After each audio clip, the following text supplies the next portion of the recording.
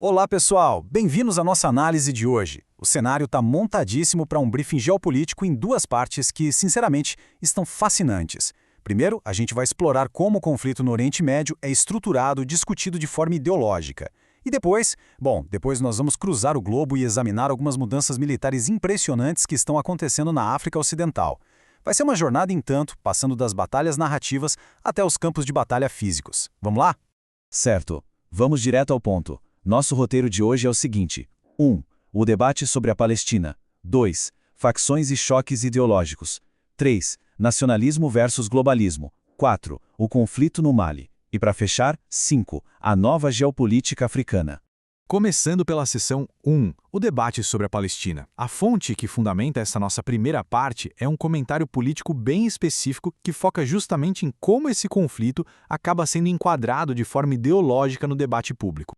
Olha só como a fonte argumenta que o debate atual tenta espremer esse conflito histórico gigantesco numa caixinha super simplista de esquerda contra direita. Pelas lentes da esquerda, a questão é frequentemente vista como uma luta antifascista, cosmopolita e libertária. Já pela lente da direita, é enquadrada como uma causa estritamente territorial e nacionalista. O comentário aponta que essas caixas artificiais, na verdade, limitam a nossa compreensão, forçando um alinhamento político que muitas vezes tem muito pouco a ver com a essência da disputa no chão. E para provar como tentar aplicar esses rótulos modernos muitas vezes acaba caindo em contradição, a fonte traz uma afirmação histórica que surpreende muita gente. O Estado de Israel, nos seus primórdios, tinha fortes raízes na esquerda política. Foi fundado por figuras como David Ben-Gurion e teve até, logo no início, a bênção da União Soviética sob Joseph Stalin. Ou seja, tentar classificar esse conflito com os moldes atuais simplesmente ignora o que de fato aconteceu no passado. E aí que entra o que a fonte chama de obsessão por Netanyahu. A análise sugere que alguns grupos políticos tendem a culpar o líder israelense por absolutamente todo o conflito, retratando ele como um tirano isolado agindo contra a própria população.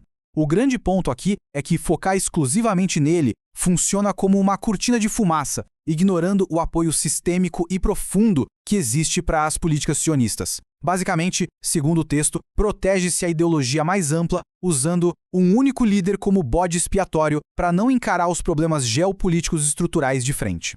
Passando para a seção 2, facções e choques ideológicos. Aqui a gente vai ver as organizações palestinas mencionadas no texto e como elas representam caminhos ideológicos completamente diferentes. O que é realmente interessante neste slide é o contraste gritante que o autor traça entre os dois principais grupos. De um lado, temos o Hamas, descrito como um movimento islâmico, tradicionalista, conservador e focado na criação de um Estado nacional guiado pela religião. Do outro lado, o Fatah, secular, liberal-democrático, historicamente revolucionário e mais alinhado aos moldes do Ocidente.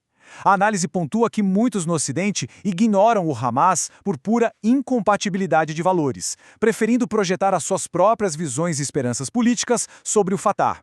E isso nos introduz a uma palavra muito discutida hoje em dia: interseccionalidade. No texto, isso é definido como uma tentativa de misturar a luta nacional palestina com causas liberais do Ocidente como o feminismo e pautas de gênero. A visão do comentarista aqui é bem crítica. Ele relata que adicionar essas pautas globais que não têm relação com o conflito regional atua na verdade como uma forma de controle ou sabotagem ideológica. Seria um jeito de afastar os tradicionalistas locais, tentando tornar o movimento aceitável apenas para os ativistas ocidentais.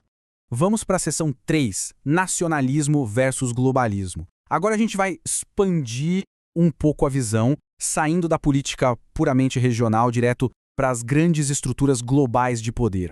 A fonte introduz esse termo bem específico, nacional-sionismo. Como eles descrevem isso? É basicamente o projeto de manter um Estado forte, territorialmente fixo, com viés de expansão e, claro, pesadamente apoiado pelos Estados Unidos. É absolutamente crucial entender essa definição exata que a fonte apresenta, para pegar o contraste que vem a seguir. A teoria central do texto aponta para um choque colossal na geopolítica. De um lado, o projeto do nacional-sionismo, superestruturado, focado em fronteiras e poder bélico, com figuras-chave como Netanyahu e a política externa americana.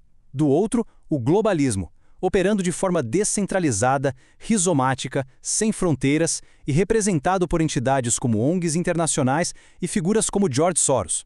A ideia do autor é que essas duas forças massivas estão em uma rota de colisão direta e fundamental sobre como o futuro do poder internacional será estruturado. Então a pergunta que não quer calar é: como essa disputa gigantesca por influência global afeta outros continentes? Vamos mudar de cenário completamente, deixar os debates ideológicos do Oriente Médio e ver como isso se transforma em guerra real, com força cinética na África Ocidental. Número 4. O conflito no Mali. Vamos ver agora a nossa segunda fonte, uma reportagem detalhando a recente e violenta escalada militar por lá. Para ter uma ideia real da magnitude da coisa, olhem para esse número: 12 mil. É isso mesmo. Esse é o número estimado de combatentes que lançaram uma ofensiva coordenada e massiva no dia 25 de abril. O tamanho dessa operação mostra que não foi um ataque qualquer. Foi uma tentativa estruturada e massiva de desestabilização de um país inteiro. E a lista de quem estava envolvida é super inusitada. Os relatórios indicam que facções completamente diferentes se uniram temporariamente contra o governo do Mali. Estamos falando de separatistas tuaregs do Grupo de Libertação de Azawad, extremistas da Al-Qaeda no Magrebe Islâmico, a presença relatada de mercenários ucranianos e, para completar a lista, suposto apoio de inteligência ocidental atuando nos bastidores. As consequências foram brutais, para dizer o mínimo. Essa ofensiva focou direto em cidades vitais como Kidal e a própria capital, Bamako. O caos foi absoluto. Eles conseguiram penetrar tão fundo que isso resultou na morte do próprio ministro da Defesa do Mali, Sadio Camara. Isso prova de forma muito clara o nível de letalidade e o quão longe esses insurgentes chegaram.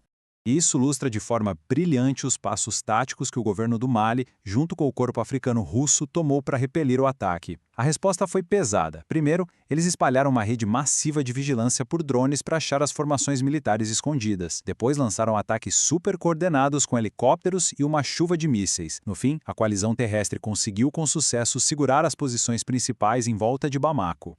O que nos leva à seção 5, a nova geopolítica africana. Afinal, a grande questão do momento é: qual é o contexto histórico que explica tropas russas operando dentro do Mali?